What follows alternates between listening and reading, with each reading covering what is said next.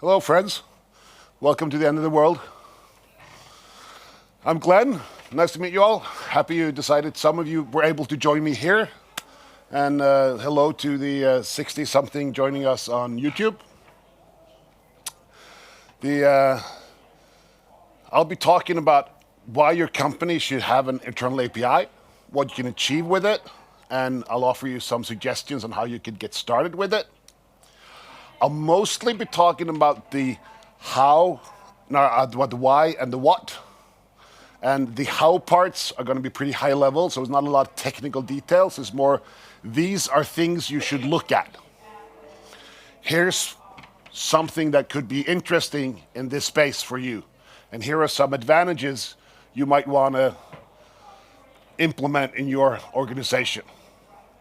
So I'm not going to teach you technical details. We have documentation for that. So feel free to ping me via Twitter or email. Those on YouTube can always try the YouTube live chat. I'll be checking that as we come towards the end. Please reach out if you have any questions, comments, concerns, or just want to say hi and have a chat afterwards as well. I'll be checking my email and Twitter DMs right at the end of the talk and see if there's any questions from those online. So if you're on the stream, send me those. And if you're in the audience and don't want to speak up, pass me a message and we'll feel free to use those channels as well. So let's get started. What I'm here to talk about is a solution to a problem that has plagued me for years. And I've seen it many, many times. I worked as a consultant for 20-ish years, several different companies, and I've often seen these problems that I'll be talking about. Those problems involve back-end services. The most medium-sized companies, and up especially, there will be several back-end services that are used for different parts, running different parts of the company. There's work management, risk management, payroll, accounting, project manager, customer relationship managers. There's logistics, billing, reporting, marketing, vacation planning, ordering the different company cabins every now and again, and many, many more, sometimes domain-specific, very often German. Anyone working or contracting in companies like this among this crowd here? Yeah, a couple of those. So the problem with these back-end services is that getting data in and out of them tends to be harder than it should be.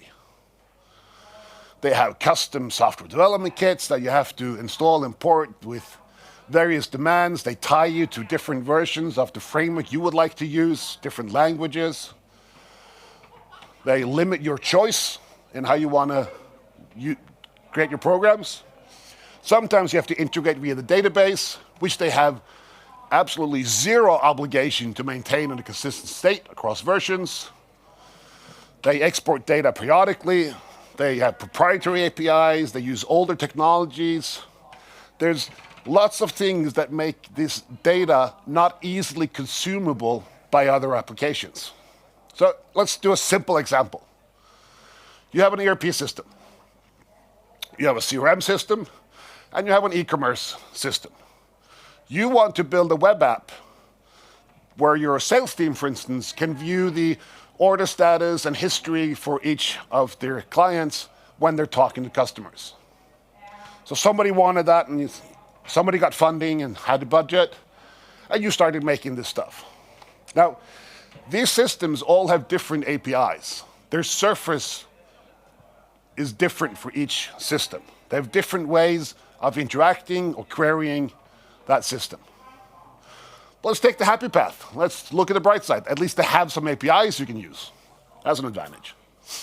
So the web app have different parts in it for managing and accessing and presenting different data. And these all need access to one or more services. And the project is a tremendous success. Sure, it took a while to develop these integrations, but it was budgeted for. The project was delivered on time, even a little bit under budget. Everyone is super happy. In fact, the sales team is so pleased about this that they decided they want a mobile app as well. Much of the same features, but they want some more features for the mobile scenarios and use cases. And when we're building the first one, We didn't really think about reuse, so that wasn't really an option.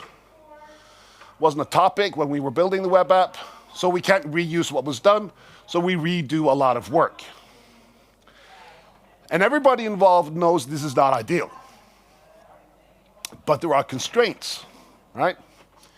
There's constraints of time, of budget. There's some consultants here who have no long-term thinking or no skin in the game. So over time, change becomes difficult. And as we all know, change is the only constant thing we have in this business of us. And this is a simple example. Add a few more backend services, add a whole bunch of new apps on top of this, and you start seeing that this is not a desirable situation. And having a situation like this, that's the kind of stuff that makes Mr. Newman sad. This is also known as the world's saddest dog. So we take a step back and look at the bigger picture here, instead of just solving technical problems.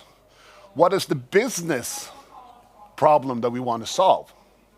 What does any business want more of today, except money? They usually want things that let them make more money and faster.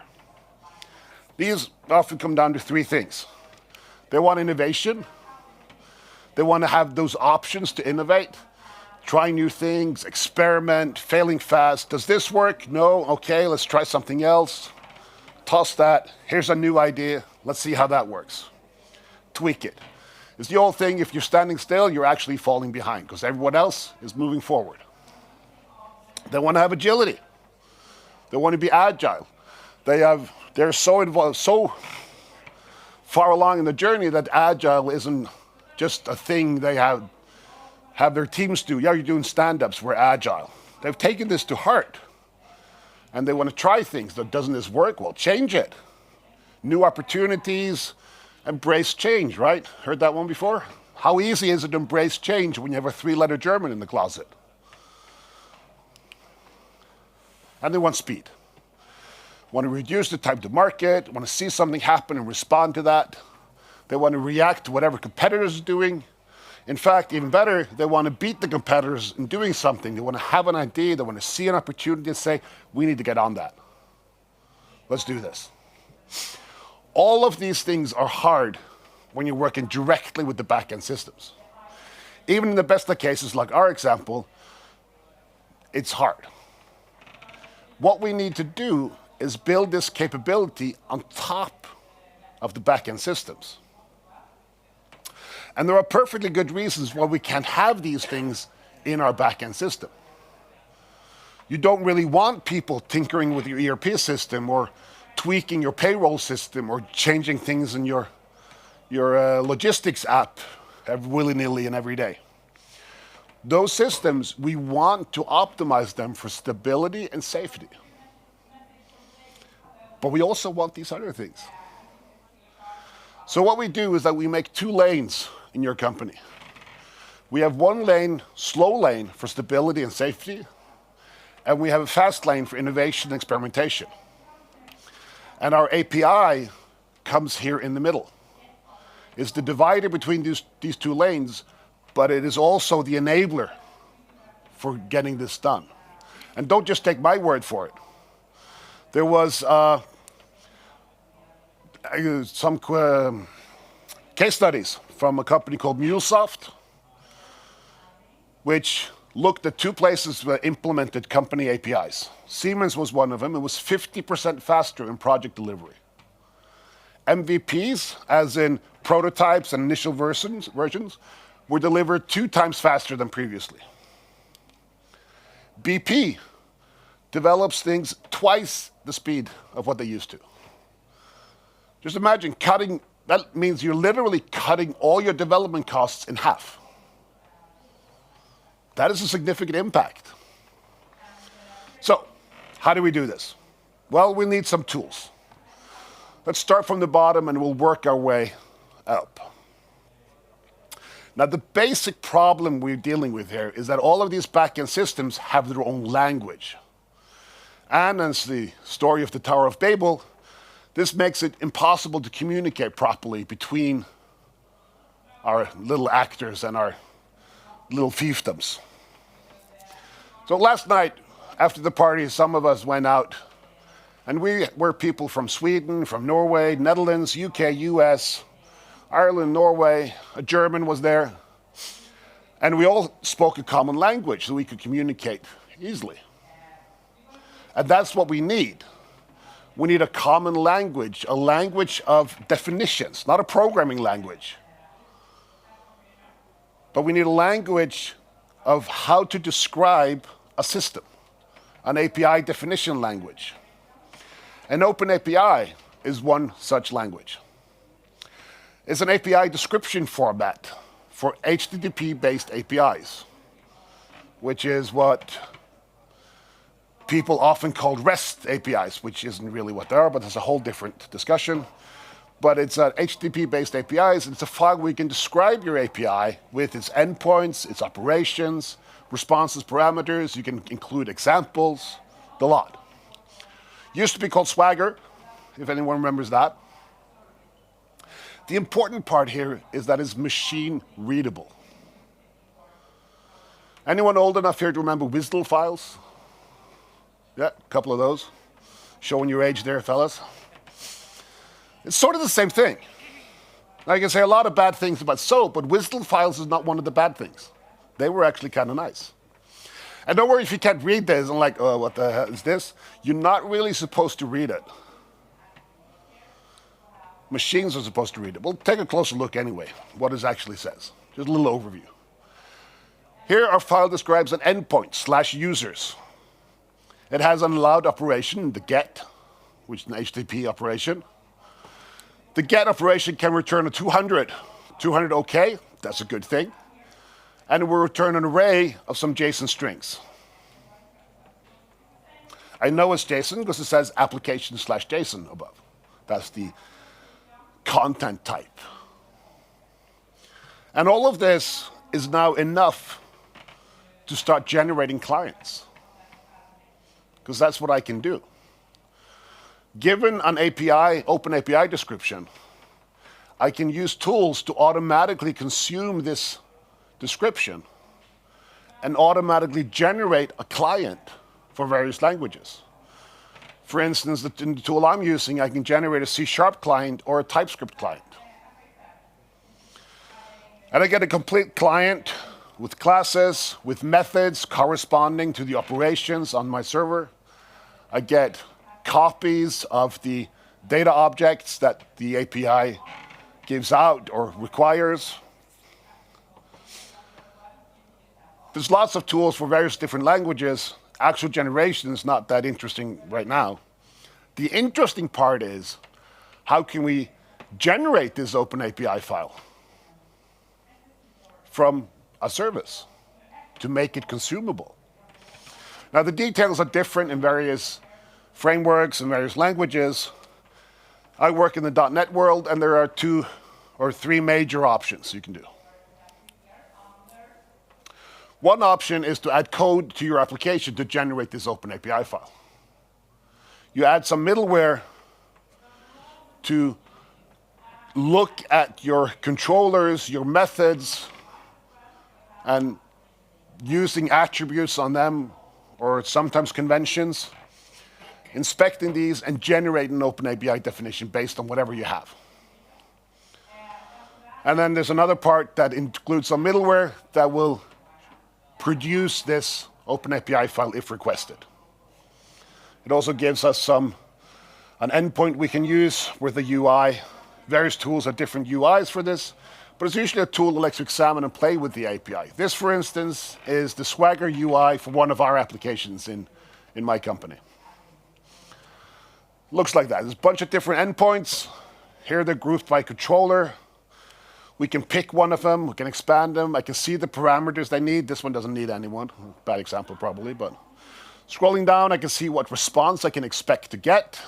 This one returns an array containing 3 strings, a type, a form ID, and a status. Can also return 401 unauthorized, the 403 forbidden, all the way at the bottom. So I can look at this UI page and I can see, okay, how does this API work? So I can look at the API by example. I can also try it out. There's a try it button here. Calling that lets us execute this endpoint. If they had any parameters, I would specify them here as well. If I click the button, I get a curl example I can use for a terminal if I want, with all the information I need. It comes here with a whole authorization bearer token that was the UI let me obtain. So we just copy this, paste it in command line, run it. I get the response body, the response headers, so I can see what this API gives me. This makes it super easy to explore an API, get a feel for what it does, without having to ask Albert, who manages the ERP system, and what does all these four-letter table names mean. So it enables me as a developer to find information in my company, look at it, see the structure, see what options I have, try it out, see what am I expected to get back, what does this give me, what does this not give me, and start building my client from there. I can create my client manually if I'm so inclined, but I can also generate it. So another way of generating OpenAPI files is taking, in the .NET world, is taking the compiled application, the DLL file, and inspect the compiled assembly. You can do this with C# because it's a fairly easy language to decompile. And unless you have obfuscated it, and maybe you don't, and as long as you don't have as long as you have some information left in your code, you can generate the OpenAPI document from that. The advantage of this is that you don't have to do any changes to an existing application. Maybe you don't have the source code, maybe it's someone else wrote it. The disadvantage is that you have less control of the OpenAPI file being generated. And the third option is crafting your OpenAPI file yourself. Create the file first, and then you can generate the surface area of your API. So you describe, this is how I want my API to look like, and there's various tools of making that process, that authoring process, easier and better than just handcrafting JSON. And then you can generate your code.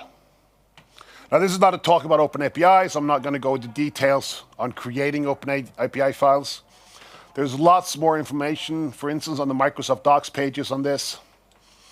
And there's various, and also the OpenAPI initiative you can go to learn more about this standard, openapis.org.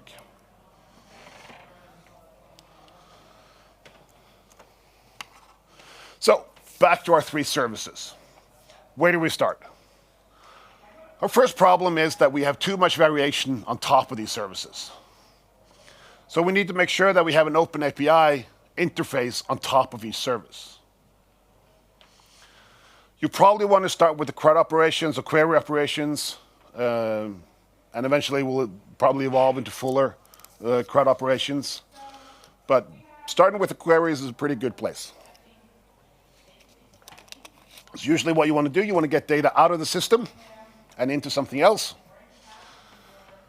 We can make small microservices that expose an API and proxy calls down to the ERP system. Anyone familiar with DDD terminology? This is where you put your anti-corruption layer. This is where we hide weird stuff in the third-party services that may or may not conform to how your company talks about things, and you introduce your own language on top of this.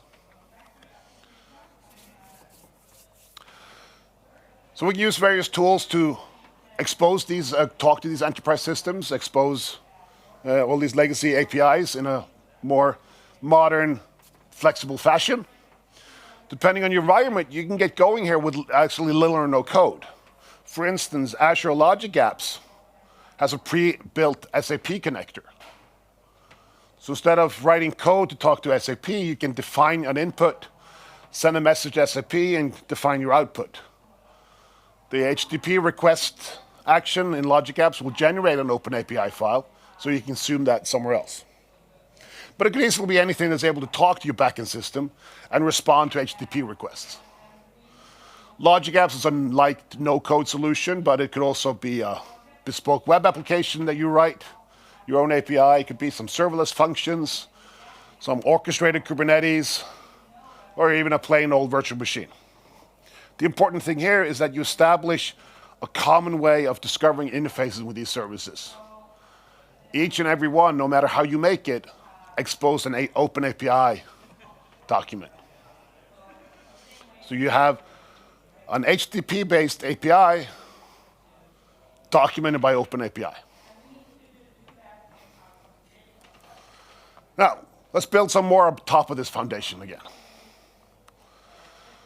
So what you don't want to do is start the whole elephant at once. You don't want to look at all your services, even one of those services, and say, well, let's sit down with the SAP system admin and let's just start building a complete proxy from right to left.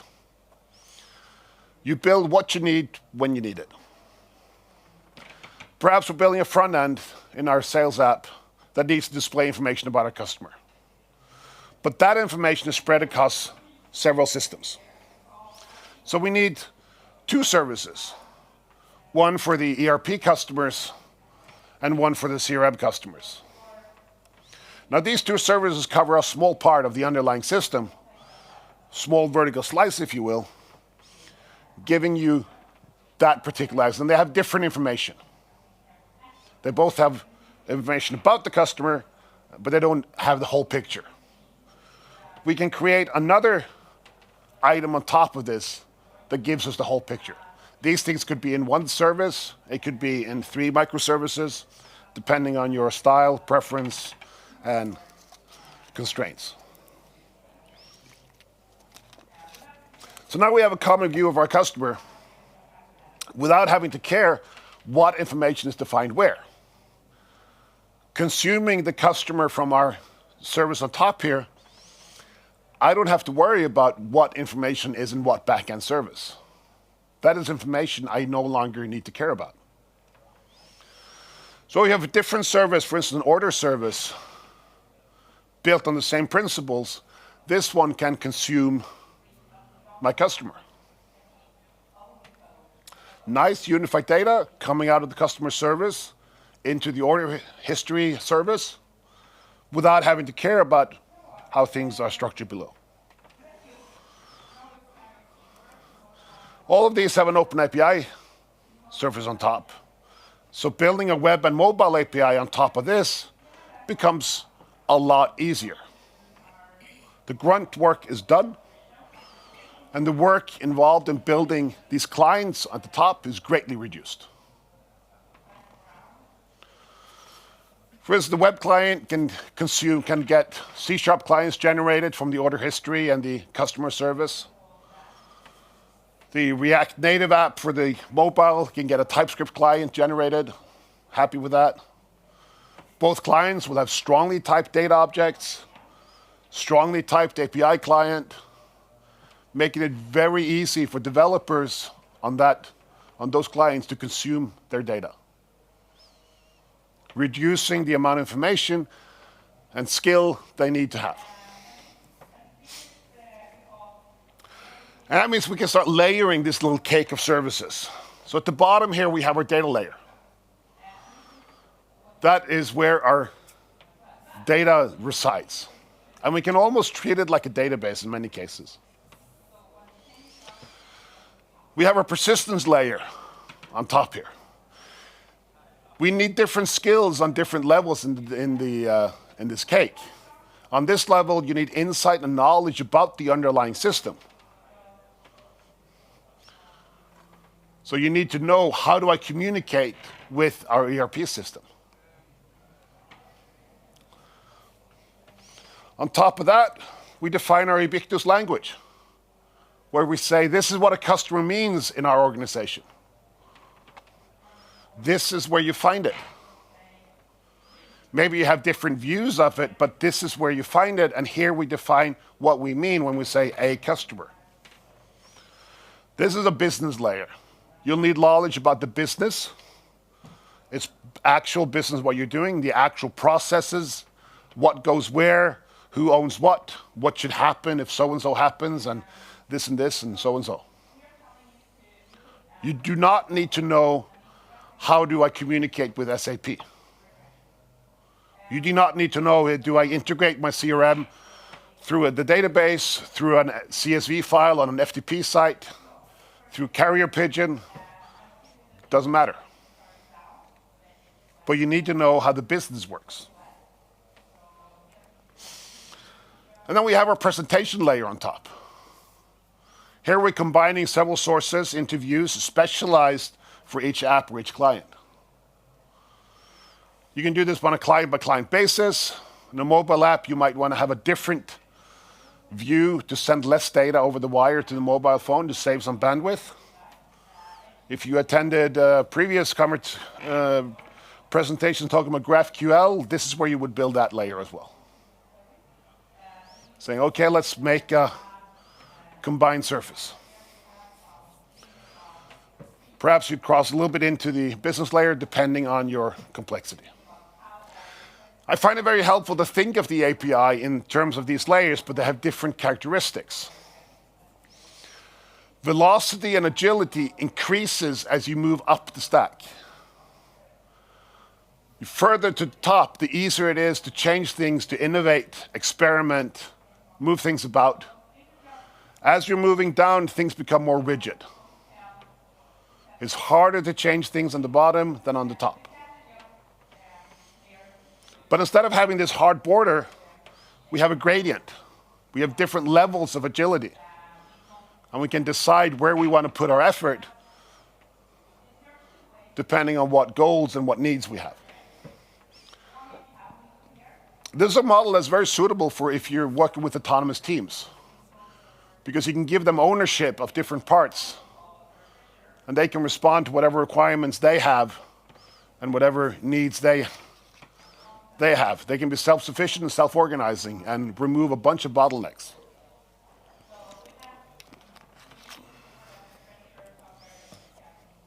Now, this all looks kind of complicated with arrows and boxes, and then this is just a couple of domains or domain entities. And if we look at the individual parts, it is kind of complicated. So the next move is to take all of this and shove it into one unified surface, into what we call API management. API management is a tool or a service that can help you with most of what I've talked about. It can connect to the backend systems, in many cases directly. It can expose them as open API documents. It can translate from one standard of communication to another. You can have HTTP-based APIs coming in and XML, SOAP-based API calls coming out the other end. And most of these things can be done through config. But wait, there's more. An API management can also offer things like authentication and sometimes authorization at the edge. You handle that part at the edge of your applications. You can do stuff like rate limiting, preventing abuse, and hammering your backend services. So you can trust that this little team over there that's making a web app or a mobile app or whatever, that even if they make a mistake, they're not taking down the rest of the company by hammering or polling your backend system 10,000 times a second. You can do analytics. You can see, are your APIs being used at all? Do we need this? Is anybody asking for this? And you can do caching on the front end. You can say, okay, again, preventing those backend systems from load and saying, well, customer data, it's okay if that only updates every 10 minutes. When we get data, we'll cache it for 10 minutes and leave it. And we can make all of these decisions on the edge in one place. So we get a whole bunch of governance on the outside here. So let's take a quick look at how this might appear for you as a developer or an administrator of this. We'll take a short look at one particular project called Azure API Management. There are several products out there. I mentioned MuleSoft earlier. They have a different product that do many of the same things. I'm going to talk about Azure API management since that's the one I've used the most. So that's the one I actually know something about. So what you can do in Azure API management, which will act as a unified front for a bunch of internal APIs, is that you import existing APIs. As you can see, one of these options is OpenAPI. So it can connect to a whole bunch of different sources. It even has support for WSDL directly, for those who are that inclined. So when you're importing an API, you specify the path to the OpenAPI file. Like, where do I find it? So here's the specification. Type in a URL. It will download it, and once it's imported, you can see all the operations defined in that API. These are all operations that are defined in the backend's OpenAPI specification. And hopefully they're supported by the backend as well.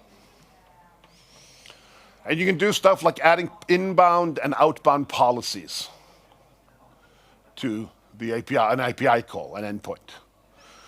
These policies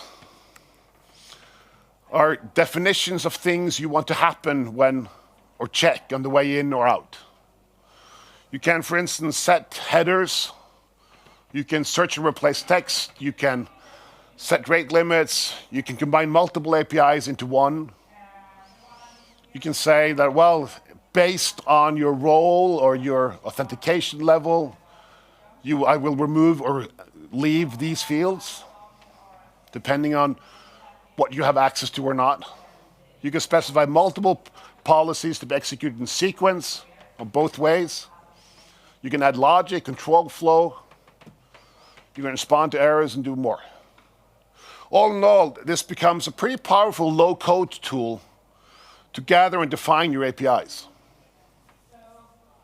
Depending on your backend system, this can cover the presentation layer I talked about, the business layers, and sometimes even down to the data layer and repository layer. So now I have enabled an OpenAPI surface on top of my backend systems, legacy systems, other kinds of systems that are not easily available. I've gathered all of these in one tool that enable me to make this available to clients. And now clients need to have them available. API Manager offers a developer portal. As an administrator, you define your APIs and you add them into what's called products. Users can then sign up. Either they're open to everyone or they have to be approved. Some are locked down with Azure AD, for instance. And then they can subscribe to one or more of these products. So in the portal, they can go in and can see documentation for the API pulled from OpenAPI file. They can try out the API as we're used to by now, one would expect. And I can self-subscribe to products. I can manage my own subscription keys. Again, this is very beneficial to autonomous teams. This is self-service, little and no bottlenecks. They can have an application say, oh, we need access, we need to get this kind of data available. Well, we go into the API management tool, we go into the developer portal, here's a bunch of internal products available. That's the one that has the data I want. Let's grab that one. What are the subscription keys we need? Here's the endpoints we need to access. And just off. Again, we no longer need to talk to Albert who manages our SAP system. There's much more I could talk about with API management. Could be a whole talk just about that, but that's not what you sign up for. So we'll do that somewhere else. So this gives us this unified view of our enterprise. Different APIs. My API management has a URL. Different APIs are exposed by URL suffixes. So I have api.company.com/customer/order. And the API management will proxy and route those calls into the different parts in my enterprise, into my different services. And don't forget that you can and definitely should put your own services, your own applications that you've made into API management, putting them into this unified front. It can remove some of the work for you. You no longer have to worry about caching, rate limiting, authentication, etc., etc. We can also make your stuff with your data available for the rest of the company and not just your particular app. And you can do this through a standard and open interface. So there's an advantage to even taking your own custom applications and putting them in here. And now the brilliant part of all of this is that this too exposes an open API specification. And from here we can generate clients from the command line if you want. Here I'm using NSWAG, which is a command line generator that will generate C# and TypeScript clients. So if you want something easier and quicker, Visual Studio with its connected services can just point it towards an open API client and it will generate the code you need to access it. And this is one of our goals here was to facilitate experimentation and agility. Of course, we can easily consume this from low-code or no-code solutions like Power Apps or Power Automate.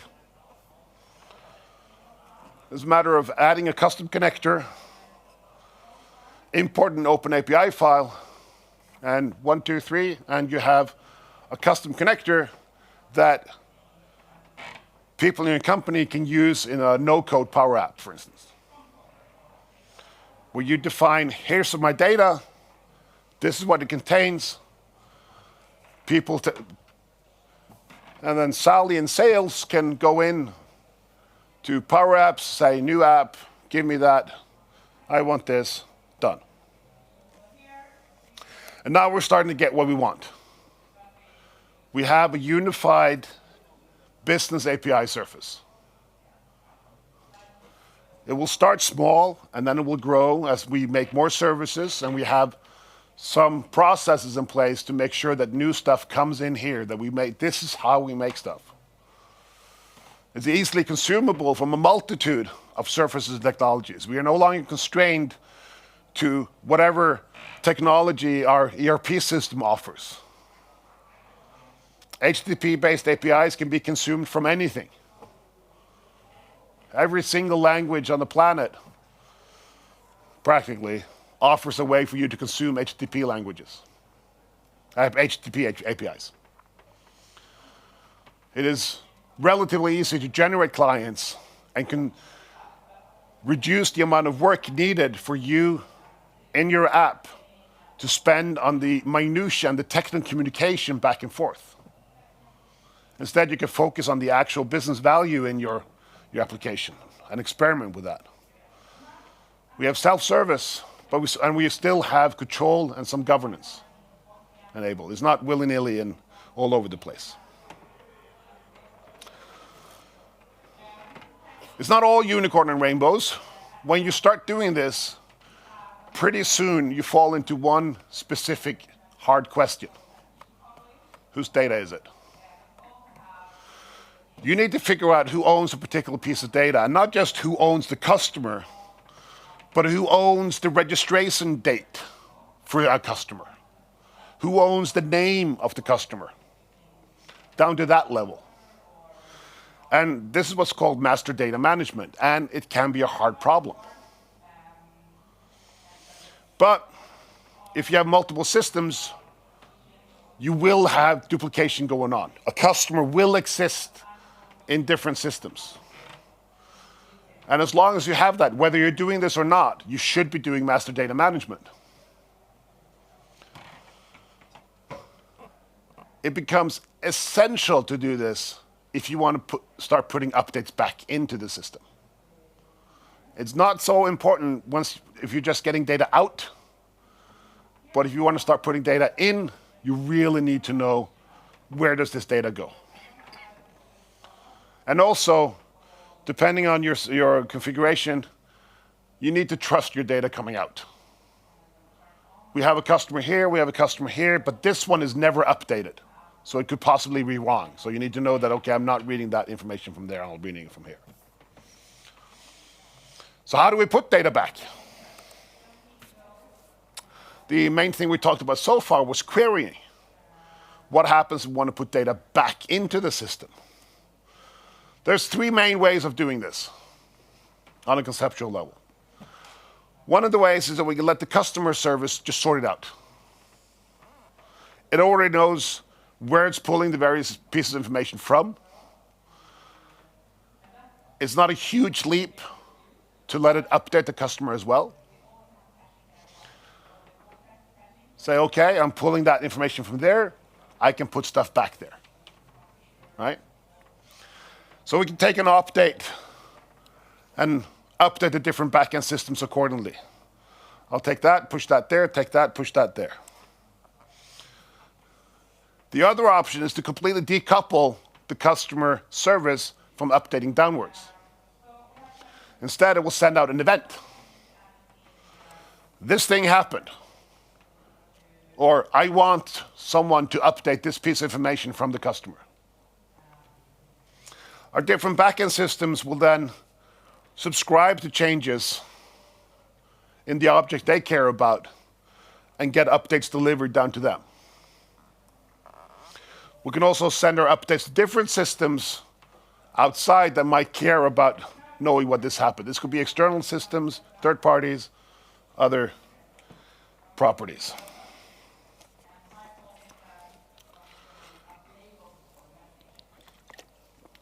Depending on your enterprise system, they may have eventing built in. They can notify when information is changed, and that way you can pick up when this information is changed directly in the back end and then propagate this change to other systems. From here on, it's the same as the previous one. It goes on to some kind of message bus, and other places are updated. It's pretty much the same model as the previous one, but the difference is who puts out the event.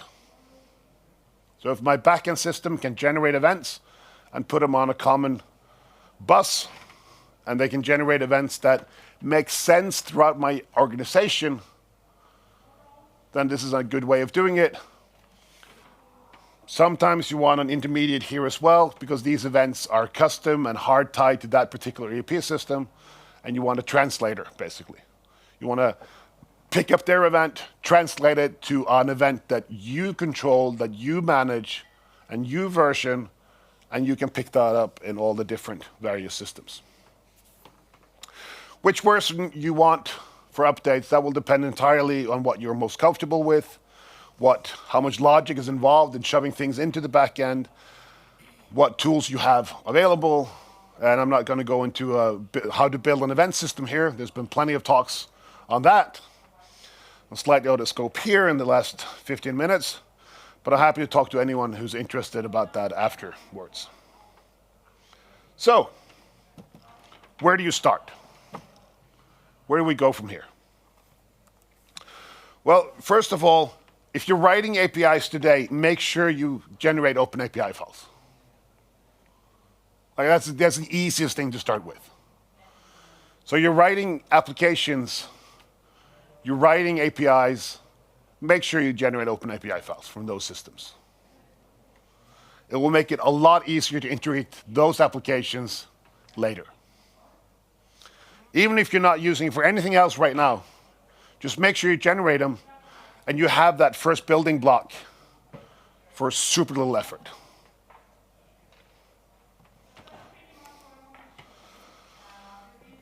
If you're talking to a backend system today, build that open API proxy.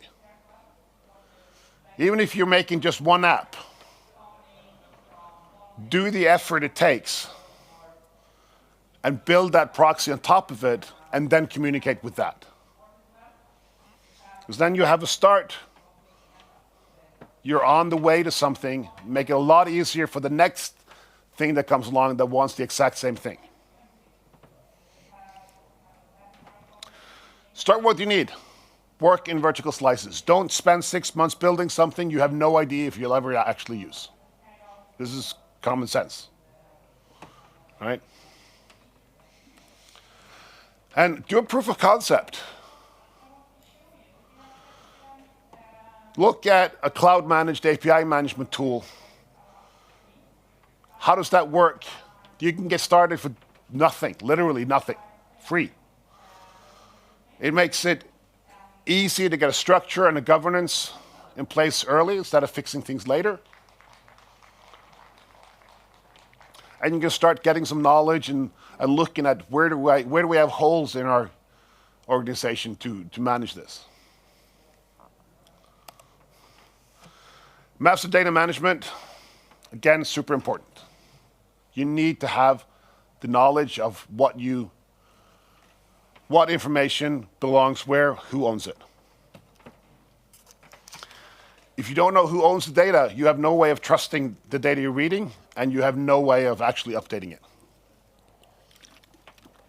Worst case scenario, you'll actually break things because now you have different values and nobody knows what goes where. So that was it for me. Feel free to reach out on Twitter or any other platforms to if you have any follow-up questions, either now or later. Does anyone have any questions, like right off the bat? Either I've been super clear or super obtuse.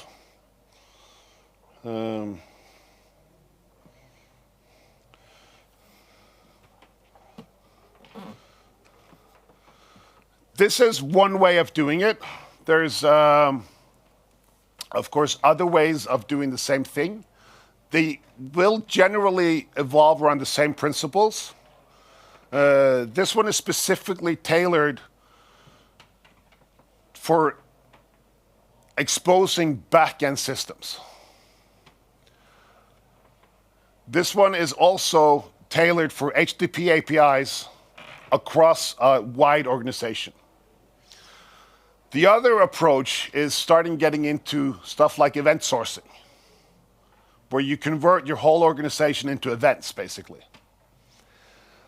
That becomes, in my experience, a lot harder in an entire organization, but is much easier in an application. So you can have a complex application, a huge application that is almost the core of the company. And you can do a lot of stuff with event sourcing and integrating systems that way. But this is in the context of an entire company with many different teams working on different applications that not necessarily have anything to do with each other. So that's a slightly different challenge than having the event sourcing approach, which is more suited for large, but still in the same general context applications. But they don't encompass the entire organization. But it might be the definitive main application in the company.